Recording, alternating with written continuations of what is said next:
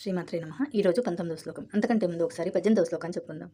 యదా వినియతం చిత్తం ఆత్మన్యేవావతిష్ఠతే నిస్పృహः సర్వకామేభ్యః యుక్త ఇత్యుచ్యతే తదా.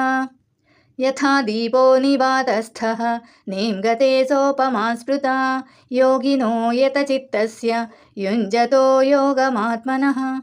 యథా ఏ విధంగానైతే దీపము నివాతస్థ వీచే గాలి లేని ప్రదేశంలో నేంగతే చలించకుండా ఉంటుందో సోపమా ఈ యొక్క ఉపమానము స్మృత చెప్పబడినది.